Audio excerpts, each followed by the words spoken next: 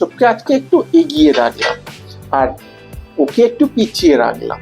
এবার শুরু করা যাক আমাদের সেই রেস, চিরাচরিত যে রেসের কথা আমরা শুনে বড় হয়েছি। এই দেখো, খরগোশ যতক্ষণে কচ্ছপের পজিশনে পৌঁছাচ্ছে, কচ্ছপ তার থেকে একটু হলেও তো এগিয়ে যাচ্ছে।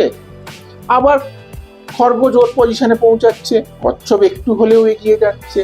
আবার খরগোশ ওর পজিশনে পৌঁছালে কচ্ছপ একটু এগিয়ে যাচ্ছে।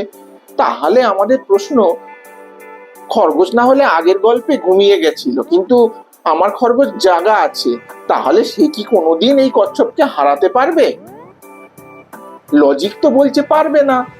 আচ্ছা চলো আরেকটা উদাহরণ তোমাদের দিই। আমরা একটা হাততালি দেব, এইভাবে হাততালি দেব। হাততালির একটু শর্ত আমি আরোপ করলাম, সেটা হচ্ছে হাতটা প্রথমে অর্ধেকটা আসবে, তারপরে যে অংশটা বাকি আছে তার অর্ধেকটা আসবে, আবার তার অর্ধেকটা আসবে। এইভাবে কি আমার হাতটা কখনোই একসঙ্গে হবে?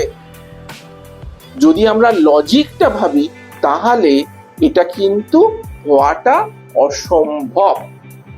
কেন না, অঙ্কের মতে অসীম অসীম, যতই কাছাকাছি আসুক, যেটুকু বাকি আছে তার হাফ, যেটুকু বাকি আছে তার হাফ।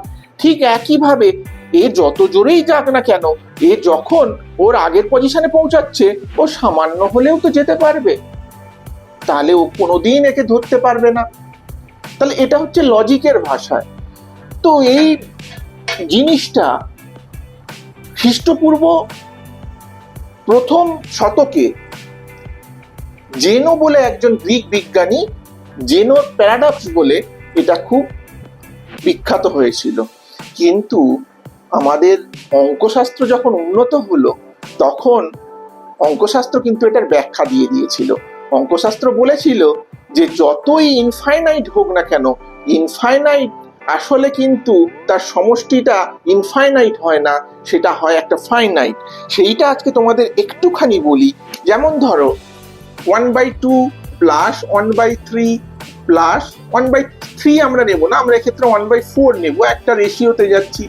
1/8 প্লাস 1/16, এইটা যদি থাকে, এর সমষ্টিকে যদি ধরো আমরা এস বলি, তো এই সমষ্টিটাকে আমরা এইভাবে দেখতে পারি।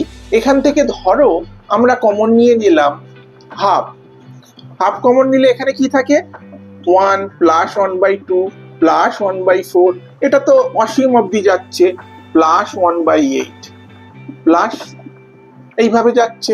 এখন এক্ষেত্রে দেখো, এটা তাহলে কি আমরা লিখতে পারি, 1 প্লাস